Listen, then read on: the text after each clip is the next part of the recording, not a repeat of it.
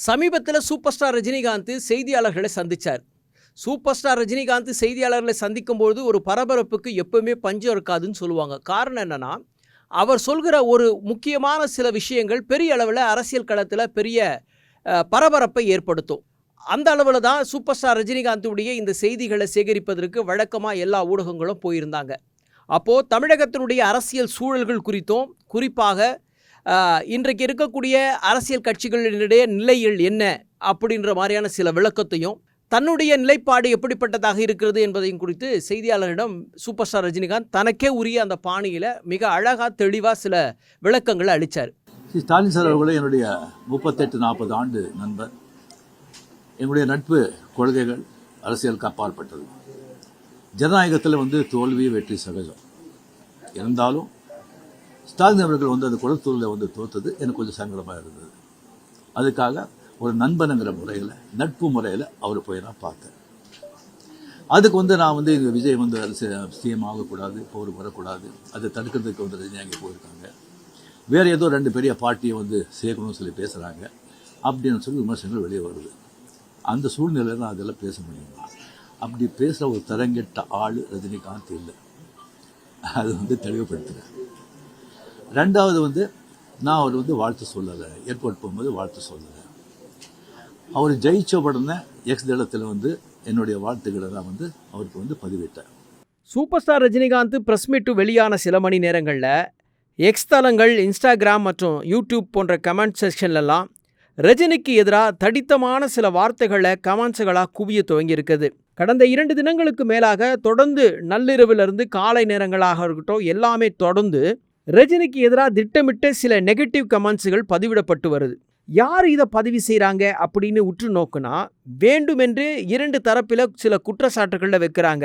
தாவேகாவினர் தான் வேணும்ட்டு ரஜினிகாந்துக்கு எதிராக சில குற்றச்சாட்டுகளை முன் வச்சுட்டு வராங்க சமூக வலைத்தளங்களில் அப்படின்னு சொல்லப்படுது. ஆனால் உண்மை நிலை அது இல்லை அப்படின்னு டிஜிட்டல் ஊடக வல்லுநர்கள் இதை உற்று பார்க்கும்போது சில விளக்கங்களை சொல்கிறாங்க. குறிப்பாக ஏற்கனவே ப்ரோக்ராம் செய்யப்பட்ட அன்ரியலிஸ்டிக் பாட்டில் இந்த நெகட்டிவ் அலைகளை திட்டமிட்டு உருவாக்கப்பட்டு அதை அப்படியே திருப்பி ரிப்பீட் செய்துட்டே வராங்க அப்படின்ற சில தொழில்நுட்ப ரீதியான சில தகவல்களை சொல்கிறாங்க. சூப்பர் ஸ்டார் ரஜினிகாந்தை பொறுத்த மட்டும் விஜய் சிஎம் ஆனது குறித்து பேசும்போது மிக தெளிவாக சில விஷயத்தை பதிவு சொல்கிறார். என்னன்னா, எம்ஜிஆர், என்டிஆர் போன்ற சாதனை சிகரங்கள் செய்த மிகப்பெரிய சாதனைகளை விட விஜய் சாதனை பெரியதாக இருந்திருக்கு. சக்தி வாய்ந்த மத்திய அரசும் 2 பெரிய திராவிட கட்சிகள்லாம் இருக்கிற நிலையிலும் கூட தன்னுடைய வெற்றியை அவர் இவ்வளவு அழகாக பெற்றிருப்பது பெரிய பாராட்டுக்குரியது அப்படின்னு தெரிவித்ததோடு, விஜய் மீது எனக்கு எந்த விதமான பொறாமை இல்லை அப்படின்னும், தனக்கும் விஜய்க்கும் ஏறக்குறைய 25 ஆண்டுகள தலைமுறை இடைவெளி இருப்பதை தன்னுடைய நிலைப்பாட்டை உறுதிப்படுத்துத ரஜினிகாந்த் மிக அழகாக செய்தியாளர் போது சொல்கிறாங்க. அது மட்டும் இல்லாமல் மக்கள் மத்தியில் விஜய்க்கு ஒரு பெரிய எதிர்பார்ப்பு இருக்குது. அவர் திறம்பட செயல்படணும் அப்படின்னா அவரை குறைந்து 2 வருஷத்துக்கு யாரும் அவரை பற்றிய விமர்சனங்களை முன்வைக்கக்கூடாது அப்படின்றது மட்டும் இல்லாமல், திறம்பட அவர் மக்களுடைய பணிகளை செய்யணும் அப்படின்னு சொன்னால் 2 ஆண்டாவது அவருக்கு விட்டுவிட வேணும். உடனே அவருடைய செயல்பாடுகளை குறித்து தீர்ப்பு மாதிரி எழுதக்கூடாது. அவருடைய கட்சி தொண்டர்களும் ஆதரவாளர்களும் மிக கவனமாக இருக்கணும் இந்த நேரத்தில் தான். ஏன்னா அவங்க ஏதாவது ஒரு தவறு செய்தால் கூட அது நேரடியாக விஜயை தான் அது பாதிக்க செய்யும் அப்படின்னு தன்னுடைய கருத்தை பதிவு செய்து சில அறிவுரை போல சில பதிவுகளையும் குறிப்பிட்டிருக்காரு. அது மட்டும் இல்லாமல் திரைத்துறையிலும் சரி, தற்போதைய அரசியல் களத்திலும் சரி, ரஜினிகாந்துக்கும் விஜய்க்கும் இடையே சுமூகமான உறவு இல்லை அப்படின்னு சில தரப்பில் சொல்லப்பட்டு வந்தாலும் கூட, இந்த சூழலில் புதிய முதலமைச்சராக பொறுப்பேற்றிருக்கக்கூடிய விஜய்க்கு தனது ஆரம்பகட்ட அரசியல் நகர்வுகளுக்கு மத்தியில் ரஜினி போயஸ் கார்டன் பிரஸ் மீட்டு பெரும் பேசும் பொருளாக மாறி இருக்குது அப்படின்னு சொல்கிறாங்க. இங்கே எங்கே அரசியல் தொக்கி நிற்குது அப்படின்னா, இந்த இடையில அவர் தேர்தல் முடிவுகளுக்கு பிறகு திராவிட முன்னேற்ற கழகத்தின் தலைவராக இருக்கக்கூடிய மு.க. ஸ்டாலின் அவர்களை சந்தித்து பேசினாங்களே, இந்த சந்திப்பிலிருந்து தான் இந்த விவகாரம் பெரிய அளவில் பூதாகாரமாக எழுந்துட்டு இருக்கு. எந்த நோக்கத்துக்காக போனாரு, எதுக்காக அப்படி போய் சந்திச்சாரு, அவருக்கு ஆறுதல் கூறினாரா, ஒருவேளை அவங்க போட்ட பிளான் ஏதோ சக்சஸ் ஆகாமல் போயிடுச்சா, இப்படி பல கற்பனை குதிரைகளை அவரவர்களுக்கு தெரிந்த அளவிலே பேசிக்கொண்டு போனால் இது ஒரு பெரிய விவாத பொருளாய் போனதோடு மட்டுமல்லாமல், தற்போது சமூக வலைத்தளங்களிலும் சூப்பர் ஸ்டார் ரஜினிகாந்துக்கு எதிராக சில தவறான கருத்துக்களை, விமர்சனங்களை சமூக வலைத்தளங்களில் வேண்டுமென்றே யாரோ திட்டமிட்டு பரப்பிக் கொண்டிருக்கிறார்கள். எனவே இது தடுத்து நிறுத்தப்பட வேண்டும் என்பதான நிலைப்பாடை எல்லோரும் விரும்புகிறார்கள்.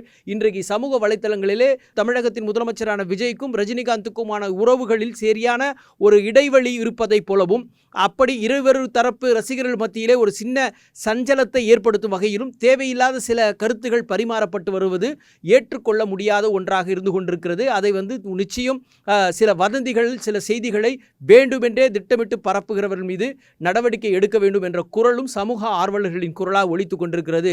இங்கே ரஜினிகாந்தினுடைய அரசியல் அல்லது சினிமா துறையுடைய அனுபவம் மிகப்பெரிய ஆளுமைக்குரிய அடையாளமாகவும், விஜயினுடைய அரசியல் பிரவேசமும் அதன் மூலமாக அவருக்கு ஈர்த்து கொண்ட, அவர் மீது மக்கள் வைத்து கொண்ட நம்பிக்கையின் வெளிப்பாடும், அதன் மூலமாக அவருக்கு ஆட்சி படத்தில் கிடைக்கப்பட்ட நன்மதிப்புகளும் எல்லாவற்றையும் எல்லோரும் சமமாகத்தான் எல்லோரும் பார்த்து கொண்டிருக்கிறார்கள். எனவே இந்த இரண்டு திரையுலக நட்சத்திரங்கள், சூப்பர் ஸ்டார் ரஜினிகாந்த், ஒருபுறம் நடிகர் விஜய், இன்றைக்கு தமிழகத்தின் முதலமைச்சர், இப்படியான அந்த உறவுகளில் எந்த விதமான விரிசல்களும் வந்துவிடக்கூடாது என்பதே எல்லோருடைய விருப்பமாகவும் எதிர்பார்ப்பாகவும் இருந்து கொண்டிருக்கிறது. எனவே தாவேகா தொண்டர்கள் என்ற பெயரில் சிலர் சொல்வதாக சொல்லப்படுகிற கருத்தும் தடுத்து நிறுத்தப்பட வேண்டும். அதே நேரத்தில் மாயமான தவறான கருத்துக்களை சமூக வலைத்தளங்களில் எழுப்பி சூப்பர் ஸ்டார் ரஜினிகாந்த் இருக்கக்கூடிய அவருடைய ரசிகர்கள் மனதிலே காயங்களை ஏற்படுத்தும் வகையிலோ அல்லது ரசிகர்கள் மனதை புண்படுத்தும் வகையிலும் தேவையில்லாத சில விமர்சனங்கள் அரங்கேறுவதும் தடுத்து நிறுத்தப்பட வேண்டும் என்பதான செய்தி தான் இருக்கிறது. எனவே சமூக வலைத்தளங்களில் இப்படி ரஜினிக்கு எதிராக பேசப்படுகிற இப்படி தவறான சில கருத்துகள் வேண்டுமென்றே திட்டமிட்டு சில கார்ப்பரேட் நிறுவனங்கள் அரங்கேற்றி வருவதுதான் சைபர் கிரைம் உடைய செய்திகளாக இருந்து கொண்டிருக்கிறது. எனவே இதை யார் பின்னணியில் எதற்காக இது போன்ற செய்திகள் உலா வருகிறது என்பதை தடுப்பதற்கான பணிகளிலும் சிலர் காவல்துறை இறங்கியிருப்பதாகவும் சொல்லப்படுகிறது.